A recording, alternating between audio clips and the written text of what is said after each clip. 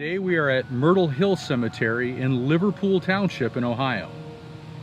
Myrtle Hill is rumored to be haunted by a murderous woman whose tombstone defies the laws of nature and causes the curious to venture close enough for the woman to reach out from her grave and steal them away. Supposedly, the woman was tormented by her family, which drove her insane, causing her to take the lives of her husband and 4 sons. You'd think that this is merely a fictional tale dreamed up on a cold, dark night. In fact, there's more truth to the story than you could possibly imagine. So if you're curious, let's take a walk through history.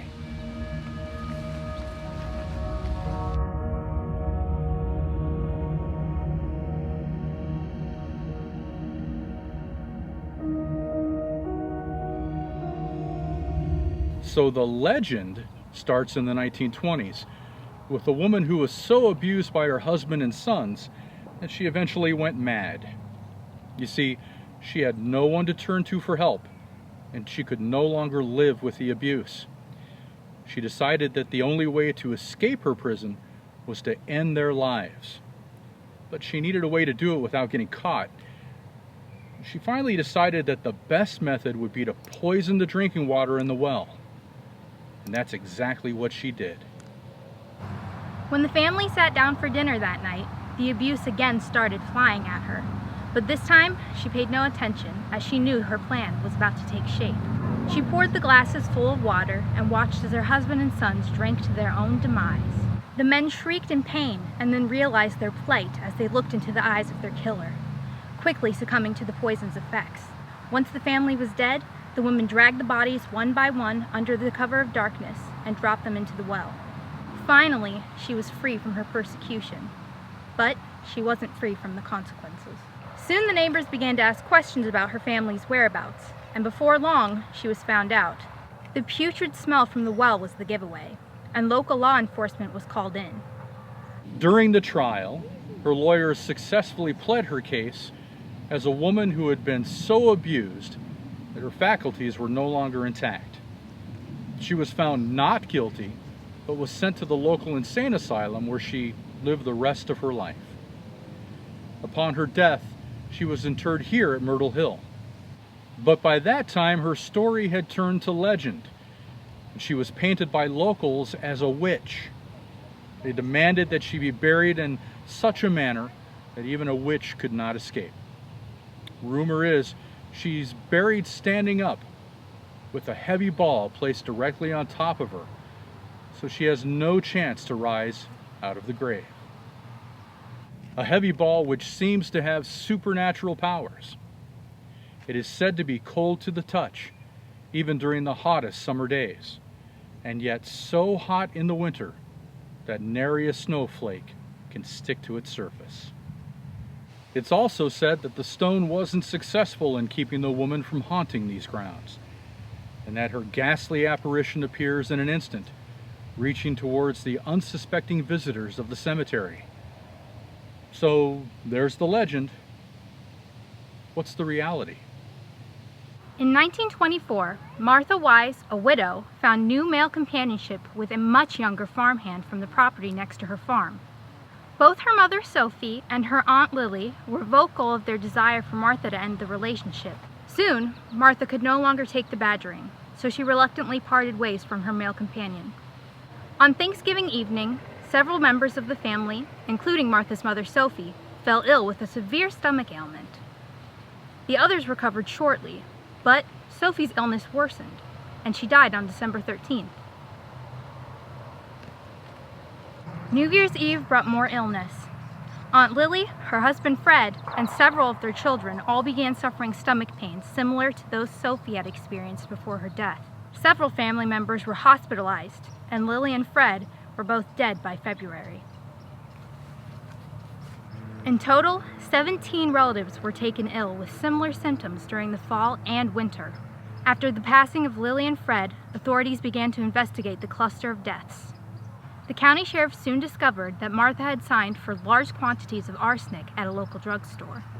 An autopsy on Aunt Lily confirmed the presence of arsenic in her digestive tract. Brought in for questioning by the sheriff, Martha at first claimed that she had obtained the arsenic to kill rats. but eventually confessed that she had used it to poison the family members by putting it in the water buckets and coffee pots the families drank from. And despite her confessions, Martha pleaded not guilty to the charge of murdering Lily. She told the grand jury that she was irresistibly attracted to attending funerals, and that when there were not enough services in the community, she was driven to create them by killing. After 1 hour of jury deliberation, Martha was found guilty of first-degree murder.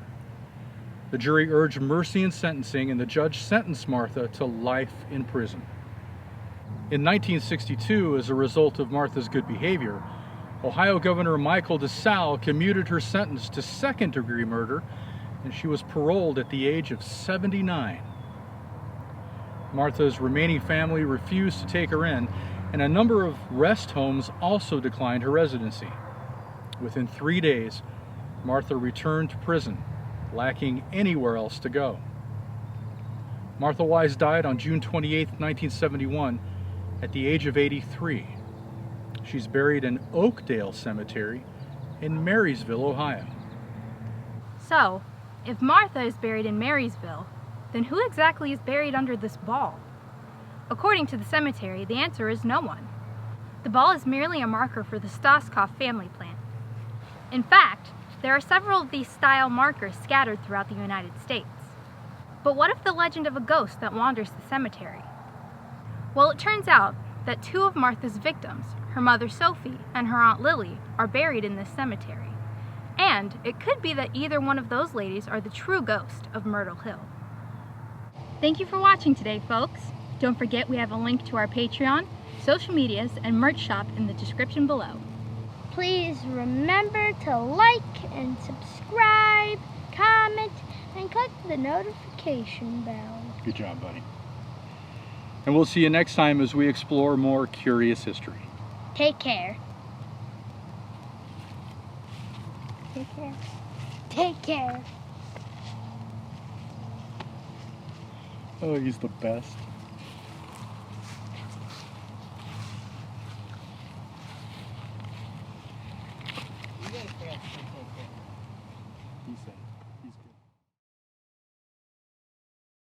It's so cute. So many people are saying congratulations on 9,000 subscribers. That's how so many people are commenting that. It's so cute. That's good. Well, you know what? Our community, flat out awesome. The best. Yeah. Cool, man. They really are. Okay, cool. Like a quarter step that way. That's the goods. Oh man. How's my tie? Fancy. Is it straight? Yeah. Your tie is fine. Yeah, but is it straight? It's full of arsenic. I got so much sweat on my back. I know, dude. Same. Oh my god. My backpack, I'm sitting here like, you know what? The bugs are gonna move to my back soon. That's fine. Look, it's Amelia Earhart. What? We found her? Get out. Lee, You're not invited. you're late. We don't want you in the shop. You're very late. Where have you been? It's highly disrespectful, wasn't it? Brought in for questioning by the sheriff.